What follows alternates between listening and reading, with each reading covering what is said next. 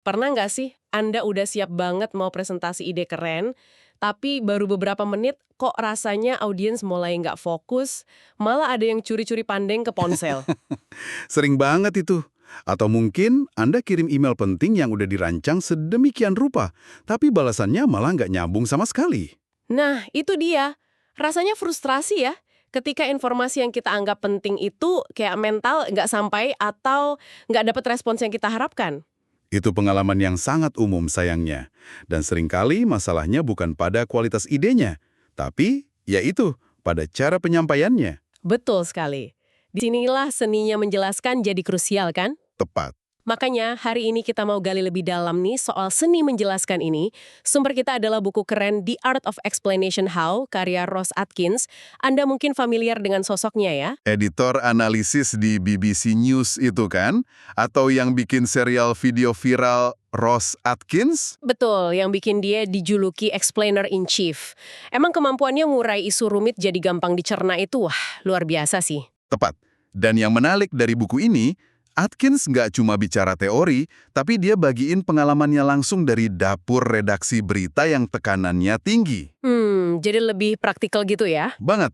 Jadi, misi kita dalam diskusi ini adalah membedah gimana sih kita bisa mengidentifikasi intisari informasi, terus nyaring sampahnya, lalu menyajikannya dengan cara yang jernih, ringkas, tapi tetap ngenah gitu. Oke.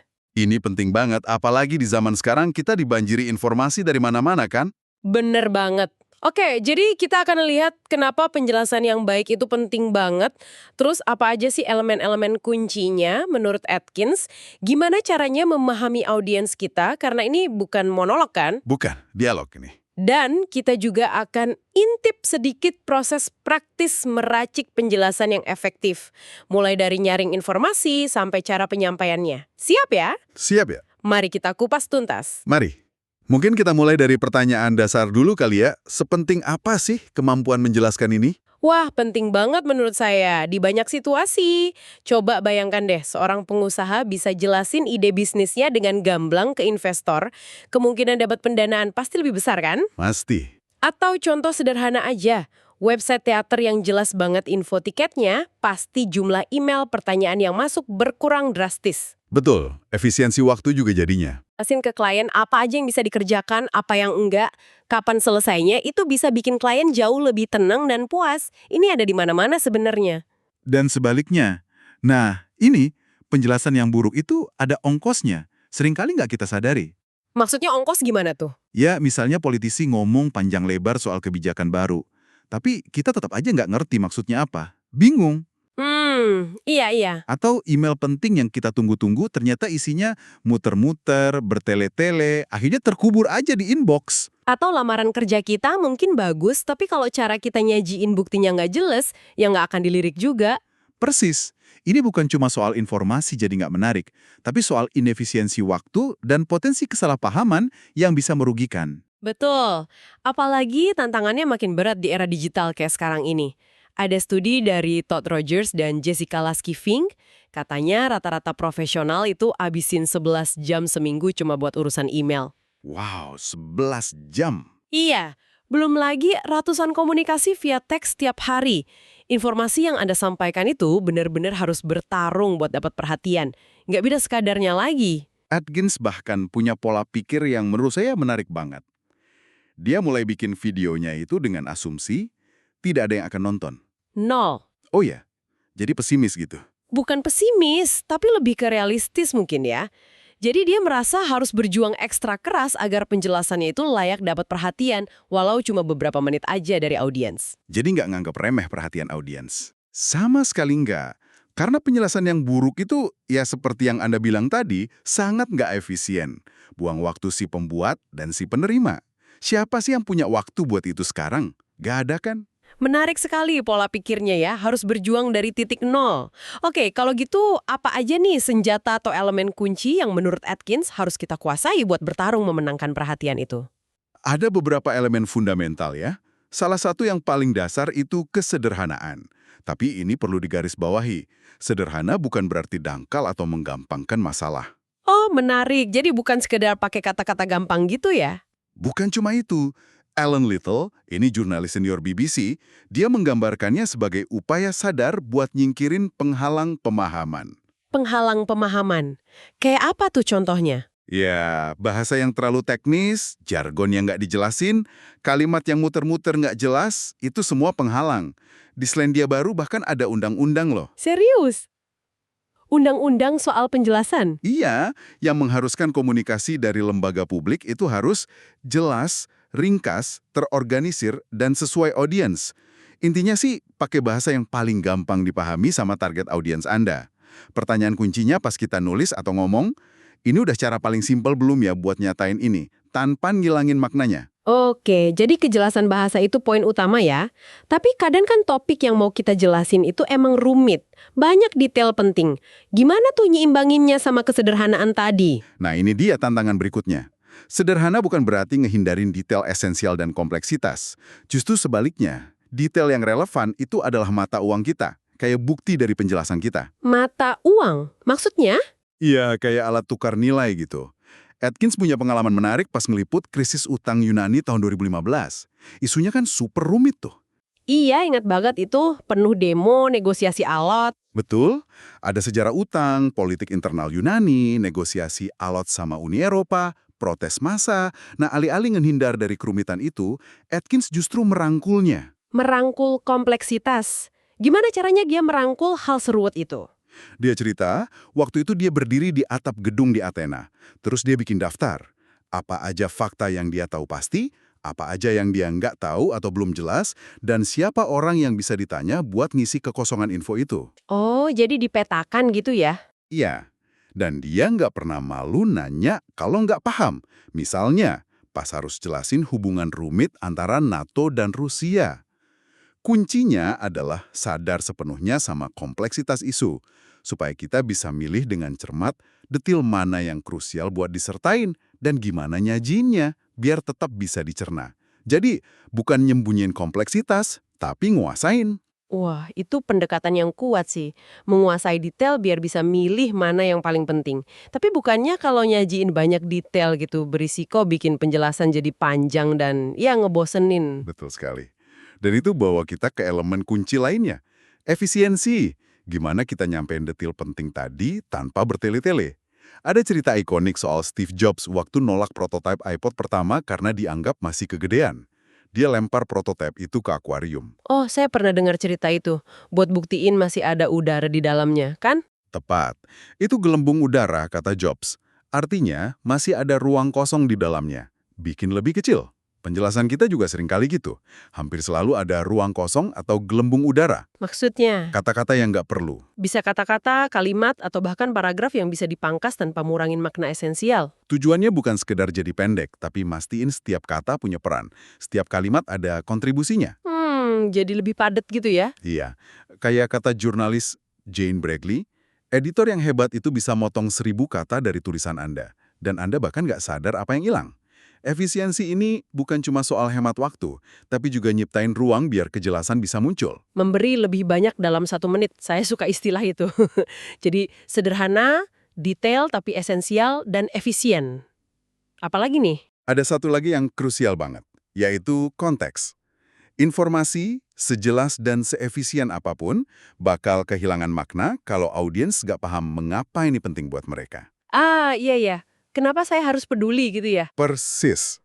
Atkins belajar banyak soal ini dari mentornya, Owen Bennett Jones, pas ngeliput pembunuhan politisi Pakistan, Salman Taseer. Saya ingat kasus itu. Cukup heboh waktu itu ya. Bener. Tapi masalahnya, mayoritas pendengar internasional BBC mungkin nggak tahu siapa Salman Taseer, apa konteks politik di Pakistan waktu itu, apa itu isu hukum penistaan agama yang kontroversial di sana. Nggak semua orang ikutin beritanya sedetail itu ya. Nah, makanya Owen ini ngabisin sebagian besar laporannya bukan cuma buat nyeritain kronologi pembunuhan, tapi justru buat ngejelasin latar belakangnya.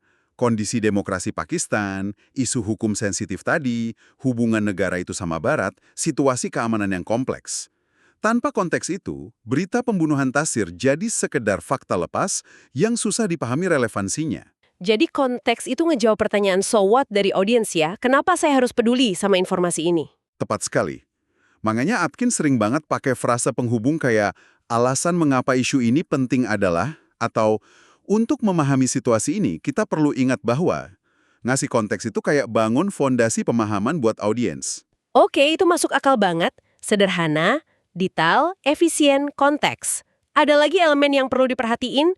Mungkin soal hal-hal yang bisa ngerusak penjelasan kita. Ada. Atkins nyebutnya sebagai pentingnya penjelasan yang tanpa gangguan.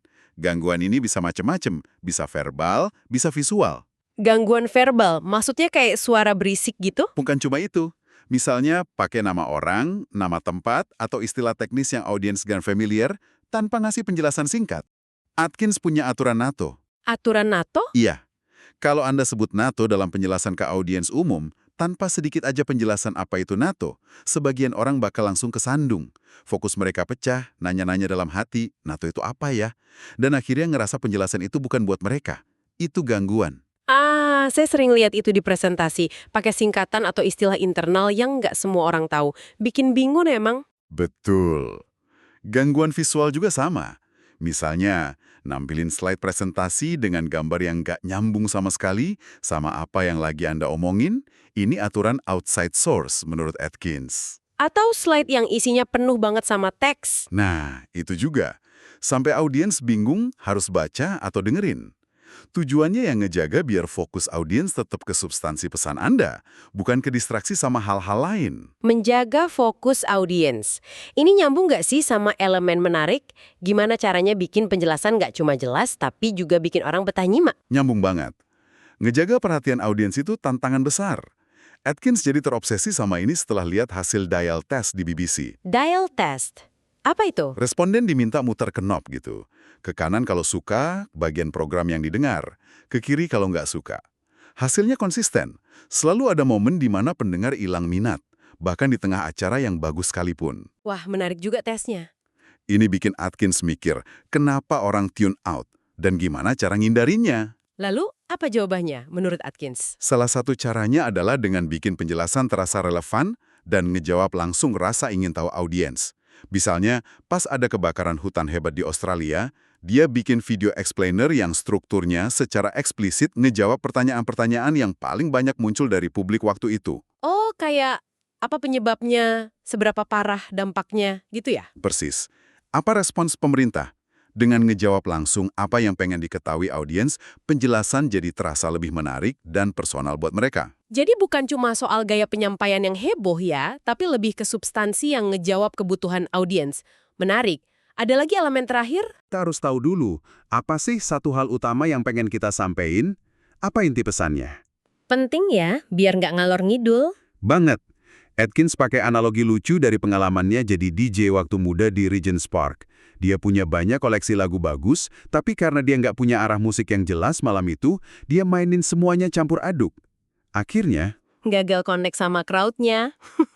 haha, saya bisa bayangin. Bingung mau joget apa ya penontonnya? Persis, penjelasan juga gitu. Kita bisa punya banyak data bagus, fakta menarik, tapi kalau kita nggak punya tujuan yang jelas, penjelasan kita bakal terasa ngambang, nggak fokus, nggak tahu mau dibawa kemana. Kejelasan tujuan ini jadi semacam kompas. Kompas yang mandu setiap keputusan kita ya. Mulai dari milih info, nyusun struktur, nentuin penekanan. Tepat sekali. Oke, jadi ada kesederhanaan, detail dan kompleksitas, efisiensi, konteks tanpa gangguan, menarik, dan kejelasan tujuan. Banyak juga ya elemennya, tapi semua ini kedengeran sangat masuk akal sih. Nah, setelah kita paham elemen-elemen ini, gimana kita nerapinya dengan efektif? Tadi sempat disinggung soal audiens kan? Betul. Karena ngejelasin itu bukan sekedar ngebuang informasi, tapi ngebangun pemahaman pada orang lain. Jadi, kita harus benar-benar mikirin siapa audiens kita. Ini mirip kayak bisnis yang sukses karena mereka kenal betul siapa pelanggan mereka. Apa aja yang perlu kita pikirin tentang audiens? Ada checklistnya gitu? Atkins nyaranin kita nanya setidaknya 5 hal. Siapa persisnya target audiens kita? Apa yang udah mereka ketahui soal topik ini? Dan apa yang paling pengen mereka ketahui? Gimana gaya mereka nerima informasi? Lebih suka visual, audio, teks singkat, data, atau cerita? Beda-beda ya tiap orang. Akhir, gimana kita bisa bangun kredibilitas di mata mereka? Terutama kalau mereka belum kenal kita. Pertanyaan terakhir itu penting banget tuh, soal kredibilitas. Gimana caranya bangun itu, apalagi kalau kita bukan siapa-siapa? Nah, bikin rasa personal itu salah satu kunci. Ada riset menarik soal email. Kalau subjek email nyebut nama penerima, Hai Budi misalnya, kemungkinan email itu dibuka dan dibaca langsung melonjak. Oh ya? Sesimpel itu efeknya? Ternyata iya. Atkins juga cerita pengalaman siaran di BBC World Service. Dulu dia sering nanya secara umum ke pendengar, tapi responsnya biasa aja. Terus dia coba lebih spesifik. Gimana situasi ini terlihat kalau Anda dengerin kami di Uganda saat ini? Hasilnya, engagement pendengar langsung naik signifikan. Wah, karena merasa disapa langsung ya. Betul, rasanya lebih personal. Kayak penyanyi yang nyapa penonton di kota spesifik pas konser, nggak ngomong ke kerumunan aja. Jadi sentuhan personal itu bisa ningkatin engagement sekaligus bangun kedekatan ya. Lalu soal kredibilitas secara umum. Kalau kita bukan penyanyi terkenal atau penyiar BBC gitu. Atkins pakai analogi stand-up komedi yang menarik. Komedian yang udah terkenal, dia naik panggung aja, kadang penonton udah ketawa. Dia punya modal kepercayaan. Iya, udah punya nama kan? Tapi komedian baru, dia harus berjuang dari nol buat buktiin dia lucu dan layak didengerin. Sama halnya pas kita ngejelasin sesuatu ke orang yang belum kenal kita atau belum percaya sama keahlian kita. Lalu, gimana Atkins bangun kredibilitas buat video-video explainernya yang viral itu? Kan dia nggak selalu tampil sebagai bintang BBC. Dia lakuin beberapa hal secara konsisten. Pertama, dia sangat transparan soal proses editorialnya. Sering nyebutin kalau kontennya udah lewat cek fakta, ngelibatin ahli, disetujuin editor senior. Oh, jadi dikasih tahu dapurnya gitu ya? Sedikit banyak, iya. Kedua, dia bangun relasi yang baik sama kolega, sumber info internal, maupun sama audiens, ngerespon komen, dan lain-lain. Tapi yang paling penting, menurut saya, adalah dia masukin bukti kredibilitas ke dalam penjelasan itu sendiri. Maksudnya gimana tuh? Jadi, setiap kali dia bikin klaim atau nyatain fakta, dia langsung sajiin buktinya. Bisa visual di layar, atau nyebutin sumbernya dalam narasi. Nggak ada pernyataan ngambang tanpa dasar. Kredibilitas itu dibangun lewat bukti nyata dalam penjelasannya. Itu poin krusial sih. Kredibilitas bukan diasumsiin, tapi ditunjukin langsung. Oke, jadi kita udah bahas elemen kunci sama pentingnya kenal audiens. Sekarang, gimana sama proses ngeracik penjelasannya sendiri? Buku Atkins kan nawarin semacam sistem ya? Bener, dia nawarin sistem 7 langkah. Kita mungkin nggak punya waktu ngebahas ketujuhnya secara detail ya, tapi ada beberapa ide kunci yang berguna banget. Misalnya, langkah penting di awal itu menyaring informasi. Menyaring? Kayak apa tuh prosesnya? Atkins pakai analogi tambang timah tua namanya Gifford di Cornwall. Bayangin deh, biji mentah yang digali dari perut bumi itu kan bentuknya masih kasar, kecampur batu sama tanah. Iya, nggak langsung jadi timah batangan kan? Nah, itu harus lewat proses panjang. Dihancurin, digiling, dicuci, disaring, berulang kali, sampai akhirnya ke sisa batangan timah murni yang berharga. Informasi mentah yang kita kumpulin juga gitu. Perlu proses penyaringan yang ketat. Buat dapetin nugget informasinya gitu. Yes. Dapetin nugget informasi terkecil yang paling esensial dan paling berguna buat audiens, sambil buang semua ampas atau detail yang nggak relevan. Analogi yang bagus. Jadi fokus ke intisarinya ya. Setelah disaring, diapain tuh nugget informasi itu? Selanjutnya, langkah berikutnya adalah mengorganisasi atau nyusunnya. Nugget tadi nggak bisa dilempar gitu aja ke audiens. Perlu ada alur, ada struktur yang logis. Disinilah pentingnya nemuin untayan cerita atau narasi. Atkins nyebutnya strands. Oh, jadi dibikin cerita gitu. Profesor Pragya Agarwal nekenin betapa pentingnya cerita dalam bisnis buat bangun koneksi emosional. Hal yang sama berlaku buat penjelasan. Cerita, dalam bentuk alur yang ngalir, bikin orang penasaran pengen tahu kelanjutannya. Strukturnya bisa macam-macam berarti ya? Nggak harus selalu kronologis dari A ke Z? Betul. Bisa kronologis dari awal ke akhir, bisa tematik, berdasarkan topik-topik kunci, bisa model zoom out, mulai dari detail spesifik terus ke gambaran besar, atau sebaliknya.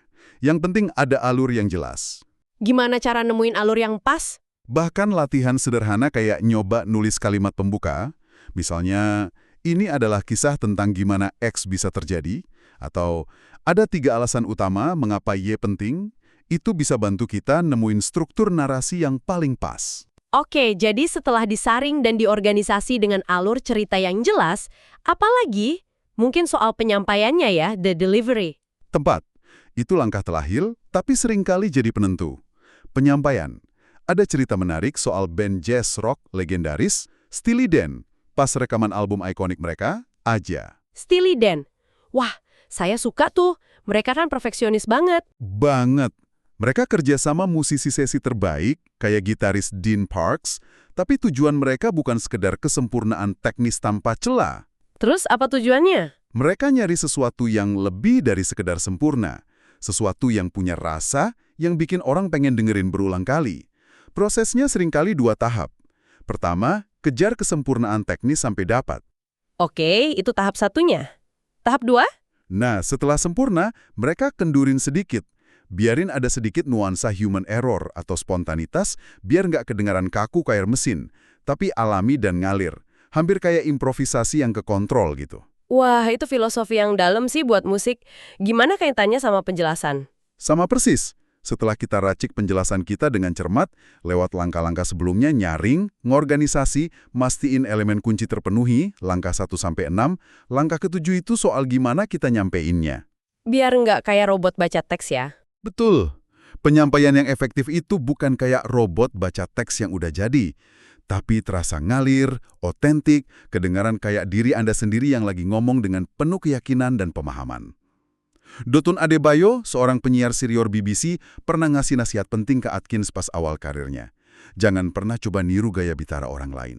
Temukan suaramu sendiri. Temukan suaramu sendiri itu nasihat yang bagus buat banyak hal ya. Nggak cuma buat ngejelasin aja. Betul banget. Jadi, kalau kita rangkum nih, ngeracik penjelasan yang efektif itu emang ada seninya. Tapi ini bukan sihir. Ini adalah sebuah keterampilan yang bisa dipelajari, dilatih, dan diasah lewat proses yang sistematis. Jadi bukan bakat semata ya? Bukan. Hasilnya bukan kebetulan, tapi buah dari serangkaian keputusan sadar yang kita ambil di setiap langkah. Milih bahasa yang sederhana tapi pas, berani masukin detail esensial tanpa bikin rumit, jaga fokus dan efisiensi, selalu ngasih konteks kenapa ini penting, benar-benar mikirin kebutuhan audiens, bangun struktur narasi yang logis, dan akhirnya nyampainnya dengan cara yang autentik, kredibel, dan menarik. Kayak ngerangkai puzzle yang kompleks gitu. Tapi kalau semua kepingannya pas, hasilnya memuaskan banget ya? Tepat. Bener sekali. Dan kalau dipikir-pikir ya, nerapin sebagian kecil aja dari ide-ide ini misalnya. Lebih sadar soal konteks pas nulis email, atau nyoba nyaring info lebih ketat sebelum presentasi. Itu potensial banget ngubah cara kita komunikasi sehari-hari. Nggak cuma di situasi formal aja ya. Di presentasi atau wawancara kerja, tapi juga dalam percakapan biasa. Tujuannya kan biar pesan kita lebih nyampe, lebih dipahami, dan akhirnya lebih berdampak. Anda ingat analogi Alan Little tadi soal ngebersihin jendela? Oh iya, yang jendela kotor itu ya? Betul. Ngejelasin itu kayak ngebersihin jendela kotor.